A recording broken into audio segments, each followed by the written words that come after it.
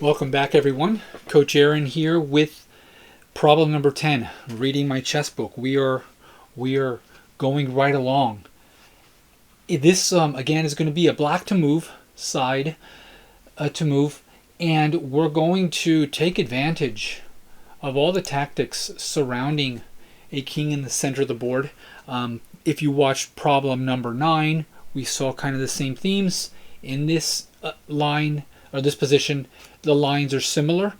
There's just a little bit difference in that here in this position we're going to see a sacrifice, and we're going to analyze all those lines too. So let's just jump right in.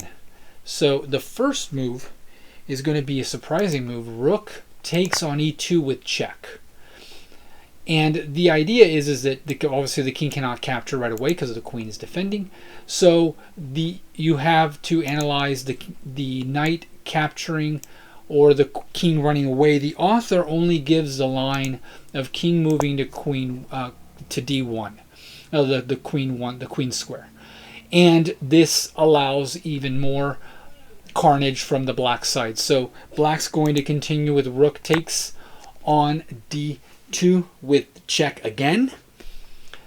And like I said, carnage because now we're forcing the action here because the queen is also under attack along with the king. So nice little fork. And here the author only gives the move king takes on d2, and then the move by black knight to e4 check. And here he just gives that black wins.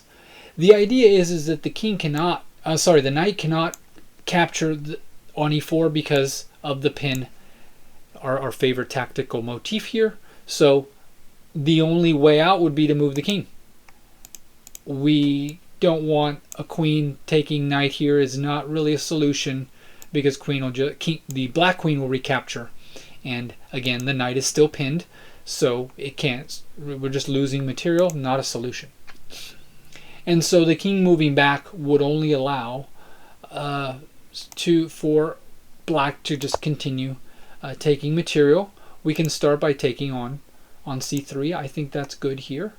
Knight or bishop? Let's look real quick. Let's analyze.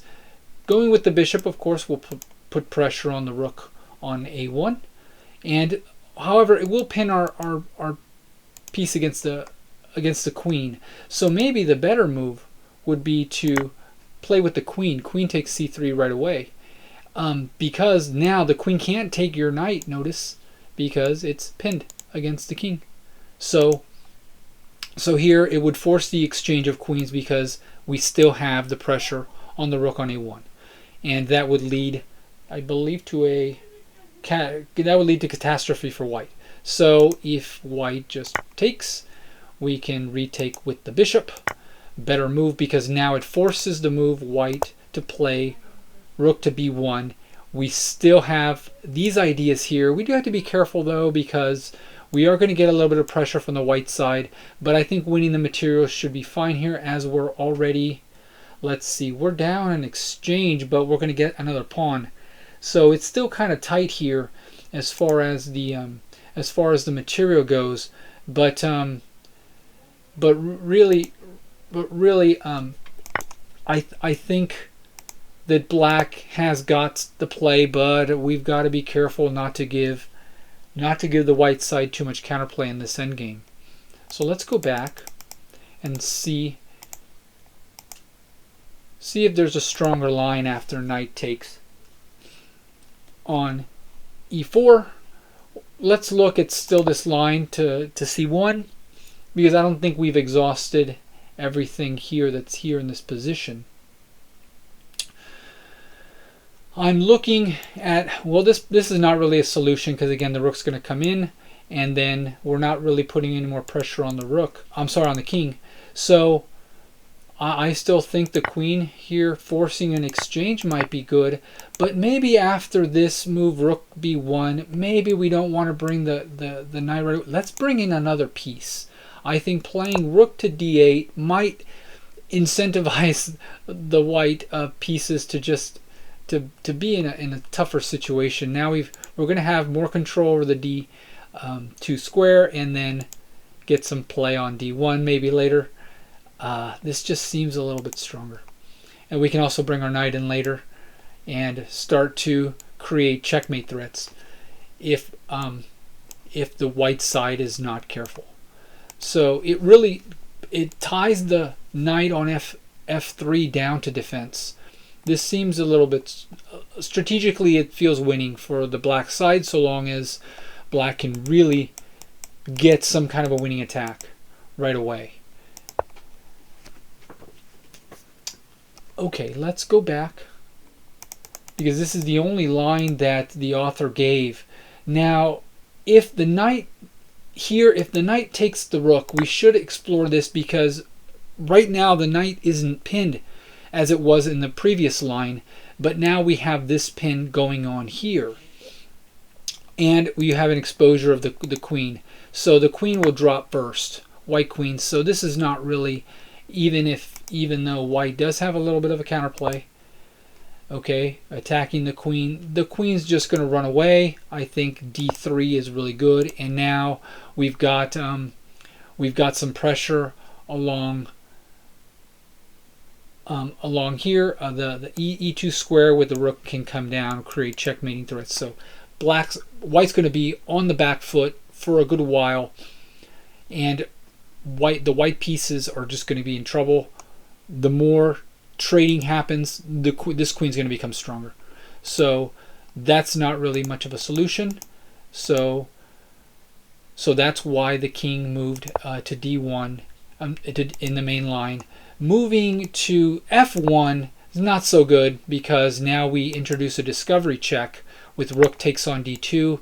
Now you've got discovery check on the king, and you also have a double attack with the rook on the queen, and so you're just going to lose material here, an egregious amount of material for the white side. Let's play just knight back to e2, and now black can really just take with the queen or with the rook, either one. Let's just bring in the queen and get a battery here on the 7th rank. Seems good enough. Yeah, we got to give up a rook, but I think black survives here. So if you want to save the rook, then we can take with the rook on c2. Now we preserve the material. We like doing that as well, like being greedy, and then we have now also brought in checkmate threats here. Is it still a checkmate threat? Did I just miss that? Yeah, I think I did miss that. Yep, very good. Yeah, we're just missing. We don't have to go for the queen. We can just go for the checkmate. Queen takes on e2. King plays to g1, and then queen mates on f2. I think this is good. Yeah, so tactics abound. Tactics are going to abound here, and they're sneaky. This is why we want to analyze all the lines, even if the authors don't give us the lines. We want to dig a little deeper and improve our calculation. So none of those really were good solutions for white. White just really doesn't have a way to get out of here. So after rook d1, rook takes on d2 with check. And here the author gave the king line, but let's look at what if the knight drops back, taking and also counterattacking with against the queen here. Black, I think, can just win some material. Just take on c3, and now we're forcing an exchange of queens. And I think material-wise, rook to c1, and now we have 3 pieces. So we're down an exchange here, but once we get the rook involved, we're going to have pressure on the d2 square. So the bishop can just back off. I think here's just fine. And now the threat is rook coming to the d file. Even if white tries to get their pieces involved, it's just going to be pressure, lots of pressure. Let me just show the line real quick just to see. Rook to d8. Now we've got the pressure. White's gotta play one of the rooks up. Let's just play the e rook to get a little bit of defense. But now the knight can come in. Either I think the c6 knight can just come in and start harassing. I guess either rook came up, we're going to start getting this harassment from the black knight coming in, and we're just going to create these tactics here, utilizing the pin as we saw in the previous examples. So very nice play. And I think here, let me just check to see if there was any mistakes here. Rook to d2 is the main line here. Knight takes knight takes on d2. The engine likes the knight to d2 line with a small edge for white, actually. Wow. So we may have found a problem that's a little bit on the edge here. Some of these older books can tend to have these problems in there. It's okay. There's no this is how we become better players, by looking at these. It has queen takes d4, a queen to d4 actually for black. I played queen takes c3, and it actually, this gives white an advantage. So black only gets a temporary initiative here with the line that I gave. Oh, because the bishop takes on c6. See, I played the rook over to e1, which seems strategically natural, but here it gives white, the computer just gives white taking on c6. And after b takes c6, then white can get a little bit more freedom here and create an endgame weakness that may be exploited later on. So no worries on this problem. Yes, it's a little complicated because there are resources for the white side. We just had to dig, and we had to look for them. We really had to dig. So, but after king takes d2, we certainly see that white, I think he gave here, the white, black side certainly does get an advantage here with knight on e4, knight going to e4 with check.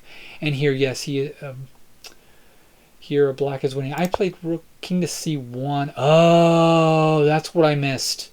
That's what I missed. If you caught it earlier and you're still with me, thank you for seeing this. Yeah, bishop a3 here, and it's a mate in 11. This is a strong attack for black. Okay, we just got to play a few moves here just to show it. King plays to d1, and then knight takes on c3 with check. Very nice. King plays to d2, and then rook plays to d8. Yeah, and here just all of black's pieces are coming in, and so the material, even though the material balance is against black, we're down a rook on the black side. It's a forced checkmate, and ultimately all the black pieces are now just going to coordinate against the white king. So very nice line. Knight plays to d4 to block. I'm just going to play one more move here, because after queen to d4, it seems rather. I'm just going to pull the engine line down. So if you want to pause and you want to play over the moves, you certainly can. So yeah, very good line. So the line that the author chose certainly does lead to a winning position, but white go back a move, and white did have a resource in knight takes d2. I'm going to make this the main line because it is a better resource for the white side, and it makes the attack a little bit more complicated for black. But good problem either way. We're stretching our calculation ability by reading this chess book. So thank you so much for hanging with me, and I will see you guys on the next one. Thank you.